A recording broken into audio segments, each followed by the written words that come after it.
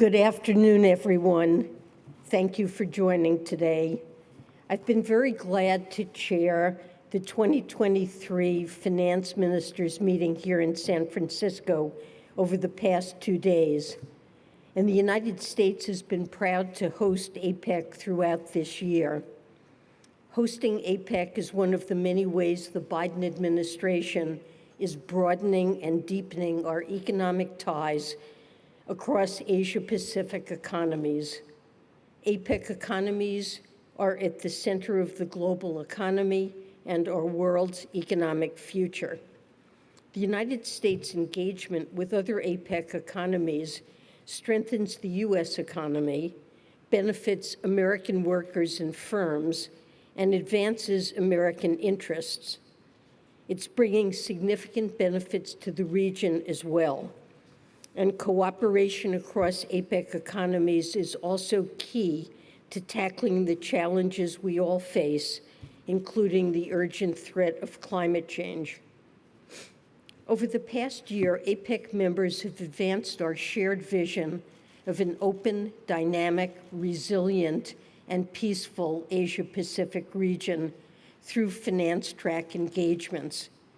And today's finance ministers meeting allowed us to cement progress on key priorities, from monitoring macroeconomic and financial developments in the region and globally, to advancing our approaches to regulation of digital assets, sustainable finance, and inclusive growth-oriented policies consistent with what I've called modern supply-side economics.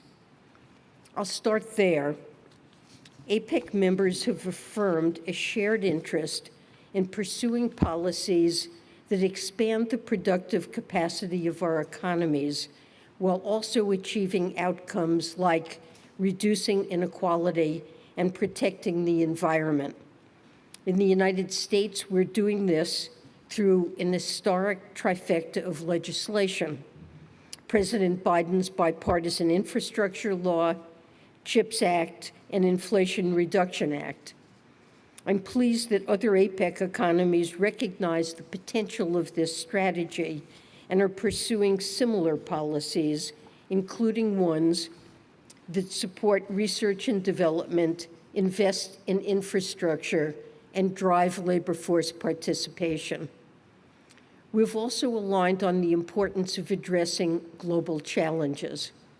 Our joint work centers on unlocking the flow of sustainable finance, including through exploring ways to drive the development of credible climate commitments and to create effective and high-integrity voluntary carbon markets. We also agree that engagement with the private sector is critical, as is engagement with international financial institutions. The Biden administration's efforts to accelerate the transition to a net zero economy range from our launch of the Principles for Net Zero Financing and Investment to our call to evolve the multilateral development banks, to our support for the transition to clean energy in economies including Indonesia and Vietnam through just energy transition partnerships. Our discussions have revealed the ways other APEC members are also pursuing meaningful work. There's also commitment to continued work on the responsible development of digital assets, where many APEC economies are leading the way. We see increasing adoption of digital asset technologies across the region and note their potential to increase financial inclusion and reduce the cost of cross-border transactions. We also recognize that digital asset technologies carry risks and appreciate the need for proper regulation and other strategies to manage those risks.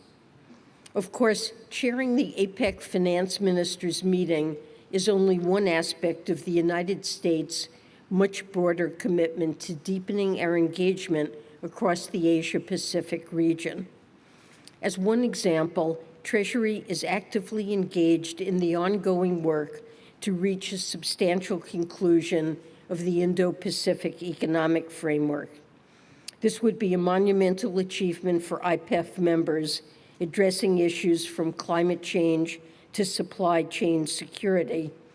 And since IPEF members collectively account for 40% of global GDP, it would be significant for the global economy as well. Responsibly managing the U.S.-China economic relationship has also been a key priority throughout my time in San Francisco. As you know, I met with Vice Premier He Lifeng, my Chinese counterpart, here last week, and I had a productive meeting with China's new finance minister, Lan Fuan, this week. President Biden and I believe strongly in advancing the values we share with our allies and partners in the Asia-Pacific and beyond, while also pursuing a healthy and stable economic relationship with China. Going forward, we hope to build on the foundation we've laid to further deepen communication, stabilize the relationship, and make progress on key issues. There's hard work ahead of us, but I believe our engagements here have moved us along the right path.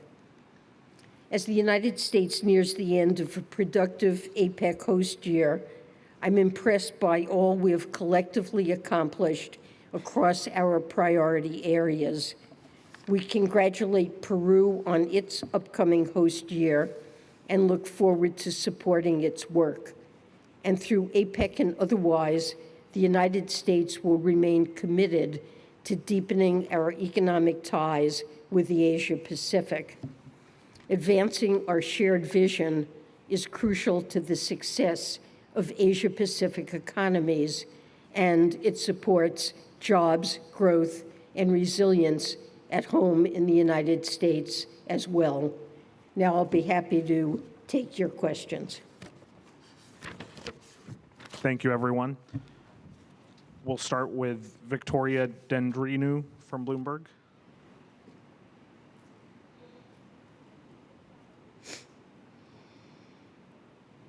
Thank you. Hi, Secretary. I wanted to ask you about U.S. debt. About what? Sorry? About U.S. debt.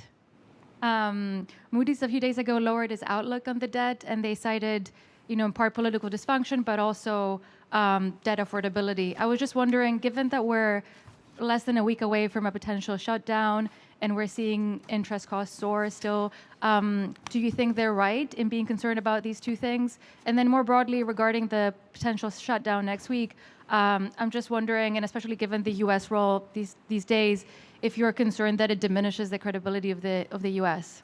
as its leadership. Thank you. Thank you for that question. Let me start with the Moody's decision. They maintained the U.S. AAA rating, but indicated that there's a negative outlook. This is a decision that I disagree with. The American economy is fundamentally strong, and Treasury securities remain the world's preeminent safe and liquid asset. We have enjoyed over the past several years an historically fast economic recovery from a deep recession. Our unemployment rate is near historic lows. Inflation has come down significantly, and our economy grew by almost 5% in the third quarter. Now, it's true that resilient U.S. economic growth has been a factor pushing up interest rates recently.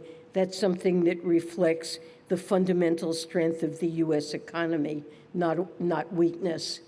Now, it is true that higher interest rates, if they last, do create a challenge, an additional challenge to debt sustainability. The President and I are completely committed to a credible and sustainable fiscal path.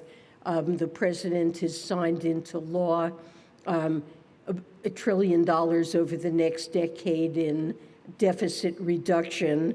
We've made very meaningful investments that will raise our tax collections by investing in the Internal Revenue Service, and put in place a corporate minimum tax, lowered spending on prescription drugs. And the president has proposed an additional $2.5 trillion of deficit reduction over the next decade, in addition to what's already been done and the reductions in the bipartisan agreement earlier this year. You asked about the potential shutdown, and I would simply say that given the strides that I just described and the strength of the U.S. economy, a shutdown is something that poses an unnecessary economic headwind in a moment when the U.S. economy is doing well and moving in the right direction. So it's critical that House Republicans do their job and work in a bipartisan manner so we sustain this progress. I know that discussions are active in Congress on trying to find a path forward, and the administration is engaging closely in discussions with Congress. I'm hopeful we'll find a satisfactory solution. Thank you. Let's go to Andy Duran, Wall Street Journal next. Hi, Secretary Yellen. I wanted to ask about the Chinese economy and I guess concerns about the possibility or the fact that Chinese exports are increasing and that exports could increase dramatically as they manage their economic situation. There are already signs that in certain clean energy sectors, there's been huge increases in exports from China and flooding global markets. Is that something that APEC discussed today or should discuss this week? And is that becoming a more urgent concern for you and for the United States? And is there anything that the U.S. Should do or is contemplating doing in response to Chinese export dumping? So this really was not something that APEC discussed in great detail, although we did talk about the slowdown in the Chinese economy, and I think agreed that it presents a downside risk to the economic outlook that could affect probably not so much the United States, but many APEC economies that have deep trade relations. Certainly in my bilateral discussions with the Vice Premier, we did talk about issues of oversupply that have arisen and could arise in the future in industries that China is investing in very heavily. And I do consider that a risk.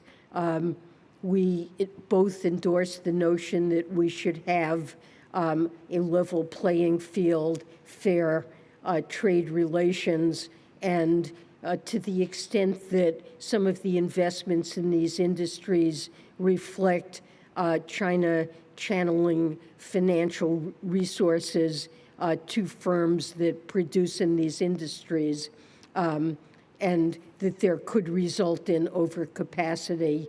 That is an issue that we talked about and that I think they understand. Thank you. Let's take the next question. Dave Lauder, Reuters. Hi, thank you, Secretary. You mentioned in your remarks the IPEF discussions that are going on alongside this APEC conference, and so that this could be a monumental event if it were to reach a substantial conclusion. And I wanted to ask you whether you felt that you expect there to be a substantial conclusion during this week, particularly on the trade side of things, or if this is something that might take a bit longer to come to fruition. Thank you. So my understanding is that very substantial progress has been made on 3 of the 4 pillars, and on the trade pillar, there has also been negotiations taking place for quite some time.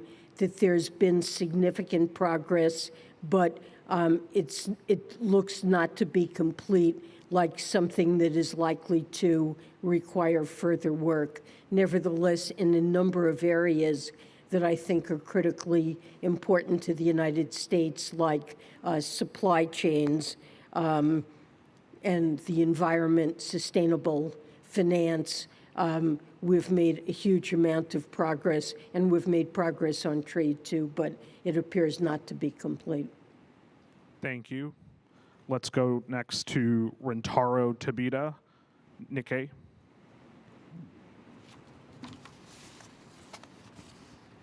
Thank you for choosing me. I would like to ask about U.S. economic involvement in the Indo-Pacific region. In the where? Indo-Pacific region. Today, APEC ministers failed to reach agreement on the trade pillar. How do you expect to demonstrate U.S. economic involvement in the trade field in this region? Thank you. Well, first, as I indicated, I think that substantial progress has been made on the trade pillar, although there appear to be remaining issues. But look, the United States has been working to deepen our relationship with countries in the APEC region for quite some time in many different ways. Our chairmanship of APEC this year is one of the ways. All the work that has gone into the meetings that we have held here is one way in which we've deepened ties. We are deepening our trade and investment ties. This is something that's good for the United States and also good for countries in the APEC region. We're working constructively on supply chain issues, deepening our relationships. Just during my time as secretary, I visited, I believe, 6 APEC countries, and in places like Vietnam, Indonesia, we're deepening our supply chain relationships. Some of this is through APEC, through IPEF, but some is through bilateral discussions as well. And we're working very constructively together on climate change, which is a concern that is shared by all the economies in the APEC region. And we've done a lot of work to address it jointly. And working with the multilateral development banks, we had a lunch today with APEC, met with representatives of the private sector. Many financial institutions have voluntarily taken on net zero commitments. We've engaged in discussions about how the public and private sector can work together in our economies to promote sustainable investment. We're deeply involved in JETPs, or Just Energy Transition Partners, with Vietnam and with Indonesia. So there is a great deal that has been taking place to deepen our relationships. Thank you. We'll take the last question. Amr Mudni, AP.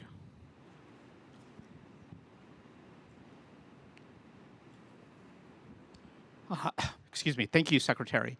To what extent did you hear from your counterparts here at APEC about the U.S. response to the Israel-Gaza conflict? And at this point, how concerned are your counterparts about how this conflict could potentially cause serious tumult to the global economy?